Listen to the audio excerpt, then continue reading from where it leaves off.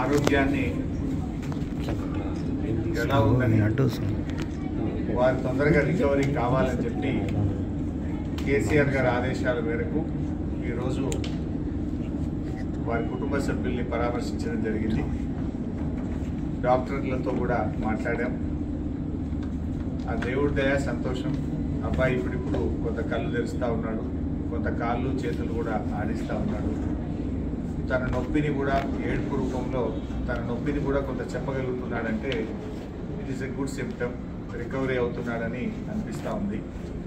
డాక్టర్లు అయితే కాన్ఫిడెంట్గా ఉన్నారు. తప్పకుండా వారికి మంచి వైద్యం అంటే అన్ని రకాలుగా ప్రత్యేకమైన శ్రద్ధ చూపించి వారికి అత్యుత్తమమైనటువంటి వైద్యాన్ని అందిస్తున్నామని డాక్టర్లందరూ కూడా చెప్పడం జరిగింది.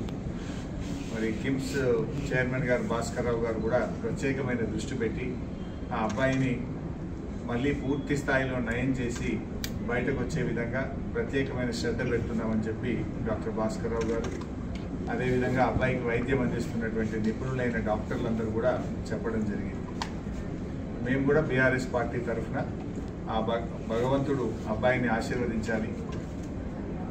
తప్పకుండా అబ్బాయి మళ్ళీ మంచిగా నయమై మరి పూర్వస్థితిలోకి రావాలని చెప్పి మేము ప్రార్థిస్తూ ఉన్నాం. వారి తండ్రి గారు భాస్కర్ గారికి కూడా కేసీఆర్ గారు మమ్మల్ని అందరినీ పంపారు. మీరు ధైర్యంగా ఉండండి, తప్పకుండా బాబు బాగవుతాడనే ఆత్మవిశ్వాసాన్ని ధైర్యాన్ని కూడా వారికి ఇవ్వడం జరిగింది. వారి అమ్మగారు రేవతి గారు చనిపోవడం చాలా దురదృష్టకరం. మరి జరిగిన సంఘటన చాలా బామారుడిని ఎంత గట్టిగా పట్టుకున్నది అనేది మనందరం కూడా టీవీల్లో పత్రికల్లో చూసాం, వీడియోలు కూడా చూసాం. అంటే తల్లి కొడుకుల అనుబంధం ఎంత గట్టిగా ఉందో, తన ప్రాణాన్ని విడుస్తూ కూడా కుమారుడిని ఎంత బలంగా పట్టుకుందో కూడా మనం చూసాం. సో ఏది ఏమైనా ఈ సంఘటన చాలా దురదృష్టకరం. రేవతి గారి మృతికి ప్రగాఢ సానుభూతిని తెలియజేస్తూ శ్రీతేజ్ తొందరగా బాగై నయం కావాలని ఆ భగవంతుడిని బీఆర్ఎస్ పార్టీ పక్షాన ప్రార్థిస్తుంది. సీఎంతో ఫిల్మ్ ఇండస్ట్రీ మీటింగ్ జరిగింది, సెపరేట్ అయిపోయింది. సరే, ఇది రాజకీయాలు మాట్లాడే సందర్భం కాకపోవచ్చు. అందరికీ తెలుసు ఏం జరుగుతుంది అనేది. రాష్ట్ర ప్రజలు గమనిస్తున్నారు, ఫిల్మ్ ఇండస్ట్రీ వాళ్ళు గమనిస్తున్నారు. ఏది జరిగినా రాష్ట్రానికి మంచి జరగాలి, భయభ్రాంతులతో కాదు, ప్రేమ అభిమానాల మధ్య జరగాలి.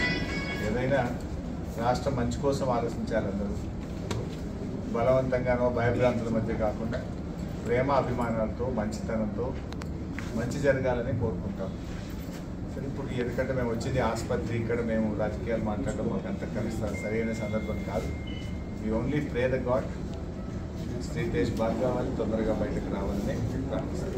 అంటే ప్రతిపక్షాలే దీన్ని రాజకీయం చేస్తున్నాయని అధికార పార్టీ ఆరోపిస్తుంది. సరే, నువ్వేమో రాజకీయాలు మాట్లాడంటే నువ్వు పదే క్వశ్చన్లు రాజకీయమైన క్వశ్చన్లు వేస్తే చెప్తావు, బాగుంది చెప్పొచ్చు. ప్రతిపక్షాలు రాజకీయం చేస్తుందా, ప్రభుత్వం రాజకీయం చేస్తుందా అందరికీ తెలుసు కదా. నేను ఒక మాట సింపుల్గా అడుగుతున్నా పని సార్. 12 రోజుల తర్వాత కదా ముఖ్యమంత్రి స్పందించింది. యాక్సిడెంట్ జరిగిన తర్వాత శ్రీతేజ్ను ప్రభుత్వం ఎందుకు స్పందించలేదు? ఒక మంత్రి గారు వచ్చి ఎందుకు పరామర్శించలేదు? 12 రోజుల తర్వాత అసెంబ్లీ వేదికగా నువ్వు మాట్లాడి అప్పుడు కదా నువ్వు స్పందించింది. మరి 12 రోజులు ఎందుకు స్పందించలేదు? ఆ 12 రోజులు ఏమైంది? ఇంకోటి, శ్రీతేజ్ ఎంత ముఖ్యమో రాష్ట్రంలో ప్రతి పౌరుడు కూడా అంతే ముఖ్యం కదా. గురుకులాల్లో 50 మంది విద్యార్థులు చనిపోతే ఒక్క మంత్రిపై పరామర్శించలే. దానికి మంత్రిగా ఉన్న ముఖ్యమంత్రి గారు కూడా ఒకరోజు పరామర్శించలేదు. ఎందుకు వెళ్ళలేదు ముఖ్యమంత్రి గారు? మరి వెళ్ళి ఆ కుటుంబాలకు కూడా ప్రభుత్వం ఆదుకోవాలి కదా. ఆ తల్లిదండ్రులకు కూడా కడుపు కోతనే కదా. ఆ కడుపు కోతపై గిరిజన విద్యార్థులు, దళిత విద్యార్థులు, బీసీ విద్యార్థులు 50 మంది చనిపోతే ఎందుకు ప్రభుత్వం ఆ రోజు స్పందించలేదు? చట్టం అందరికీ సమానంగానే ఉండాలి కదా. చట్టము అందరికీ సమానంగా ఉండాలి కదా. ఈ రాష్ట్రంలో సాయిరెడ్డి అనేటువంటి మాజీ సర్పంచ్ చనిపోయి సూసైడ్ నోట్ రాస్తే ఈ రోజు వరకు దాని మీద ఎఫ్ఐఆర్ ఇష్యూ కాదు. ఈ రోజు వరకు దాని మీద కేసు నమోదు కాదు. బాధితుల్ని ముఖ్యమంత్రి తమ్ముళ్ళని అరెస్ట్ చేయలేదు. నువ్వు చట్టానికి అందరూ సమానమే అన్నావు. Yes, correct, we fully agree with you. ముఖ్యమంత్రి గారి మాటలతో మేము పూర్తిగా ఏకీభవిస్తున్నాం. ఎందుకంటే దానికి సినిమా యాక్టర్లు ఇంకోరో ఎవరు కూడా అతీతులు కాదు అని ముఖ్యమంత్రి గారు అన్నారు. మరి తమ్ముడు ఎట్లా అతీత అవుతున్నాడు? నీ తమ్ముడు మరి వల్లనే నేను చనిపోతున్నా అని ఒక మాజీ సర్పంచ్ చనిపోతే దాని మీద ఎందుకు కేసు ఈరోజు నమోదు కాదు? ఎందుకు నీ తమ్ముడిని ఈ రోజు వరకు అరెస్ట్ చేయరు? ఎందుకు నీ తమ్ముడిని పోలీస్ స్టేషన్ పిలిచి ప్రశ్నించరు? మరి చట్టం నీ తమ్ముడికి నీ కుటుంబానికి చుట్టమైందా అని నేను అడుగుతా ఉన్నాను. హౌ ఇట్ ఈస్, ఏ రకంగా కరెక్ట్?